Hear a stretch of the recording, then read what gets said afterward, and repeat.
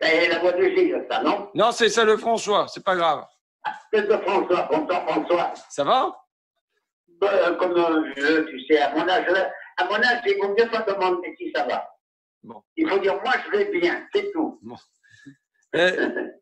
On voulait t'entendre un peu sur cette histoire d'union nationale et des jours heureux. Est-ce qu'aujourd'hui, il faut l'union nationale pour avoir de nouveaux jours heureux?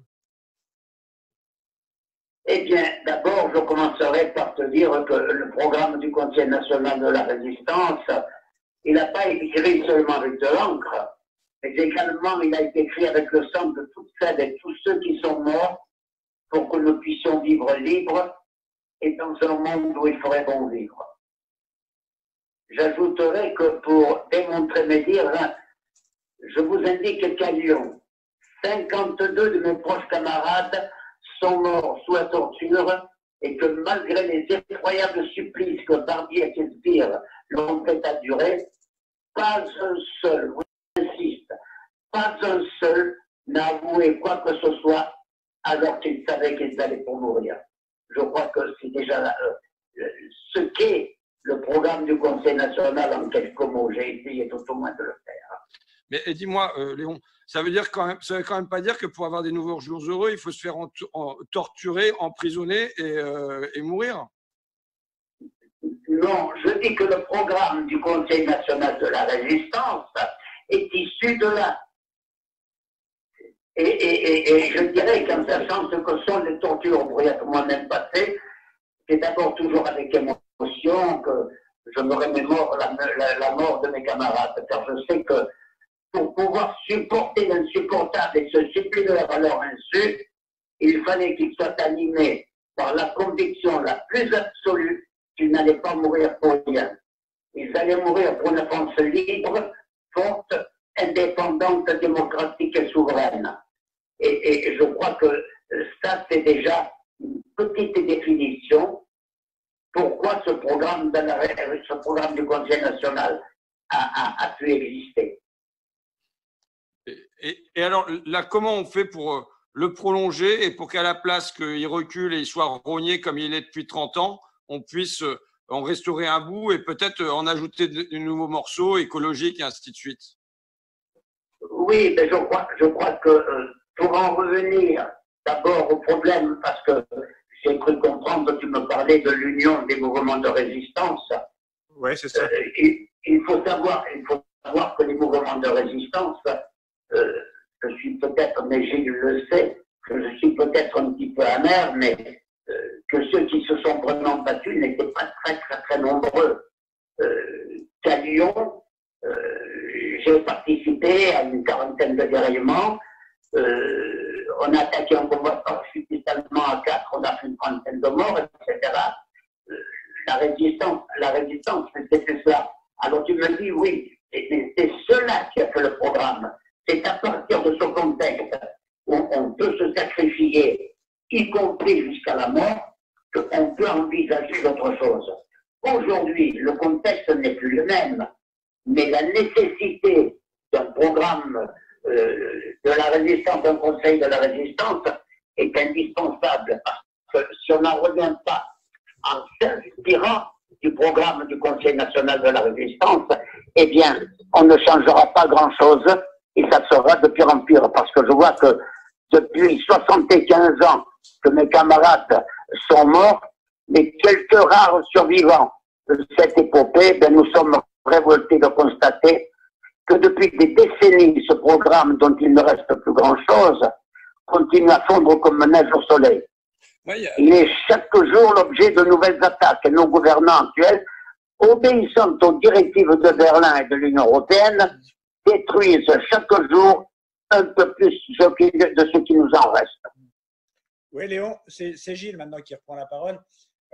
La question, tu sais, en ce moment, on dit beaucoup il faudrait l'union nationale avec tous les partis politiques de gauche, de droite, avec Macron, à l'image de ce qu'était le Conseil national de la résistance. Mais pour en avoir discuté avec toi, c'était un peu plus compliqué que ça. C'était pas l'union dans la joie et la bonne humeur non plus à l'époque. Non, mais je viens de dire en quelques mots que déjà l'union de la résistance, telle qu'elle a existé, c'était une façade pour des raisons politiques.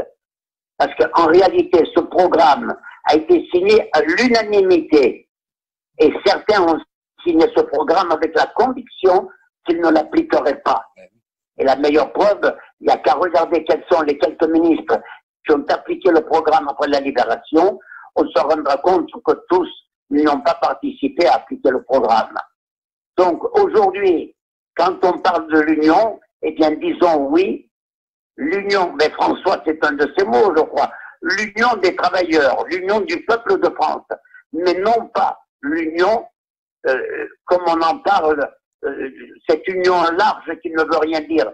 Comment pourrais-je militer pour quelque chose de nouveau avec des gens qui ne sont là que pour nuire et pour continuer à obéir aux directives qui viennent de Londres et qui viennent pas de Londres, de Bruxelles et de Berlin. Très bien. Alors, je crois que la première chose, c'est déjà de commencer à faire un tri avec ceux avec lesquels on veut s'unir.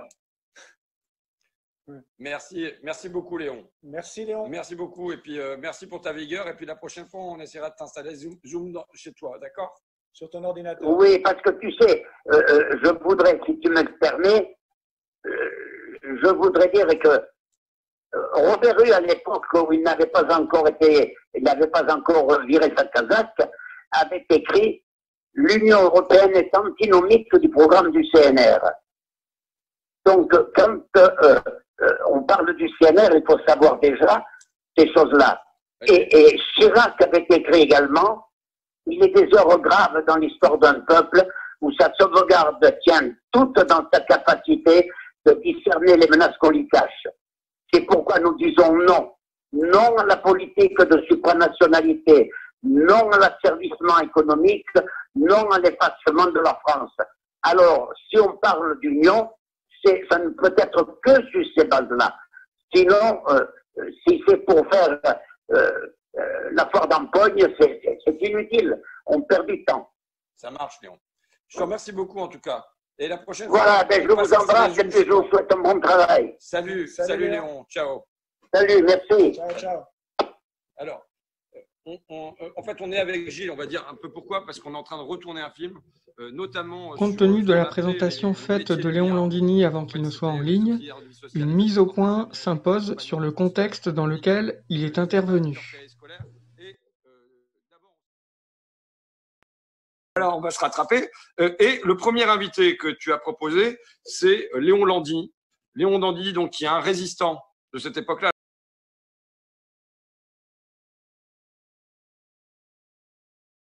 Alors, Léon, du coup, il a 94 ans. Donc, on va l'avoir au téléphone, mais il n'est pas encore passé sur Zoom, Léon.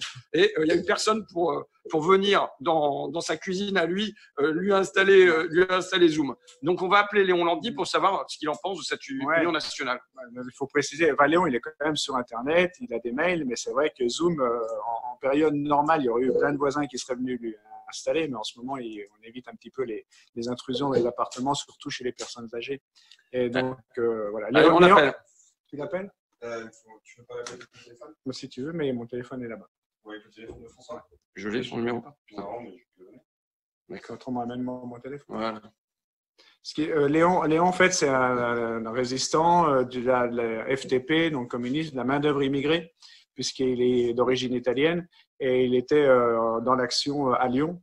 Et je pense qu'aujourd'hui, en personnalité de la résistance vivante, c'est celui qui a fait le plus d'actions, qui était vraiment dans l'action concrète et qui a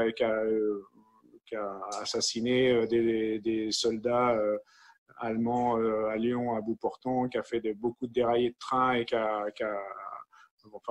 énormément œuvré, qui a été arrêté, torturé par Barbie, et puis qui a été libéré au moment de la libération de la prison à Lyon, quoi. Donc c'est un sacré bonhomme, et qui, moi, dans le film Les Jours Heureux, c'était un peu le fil conducteur, puis représentait aussi, par rapport au programme du Conseil national de la résistance, l'action, parce que le programme, il y avait deux parties. Il y avait la première action. Tu vas le laisser causer, toi? Politique. Tu vas le laisser causer? Oui.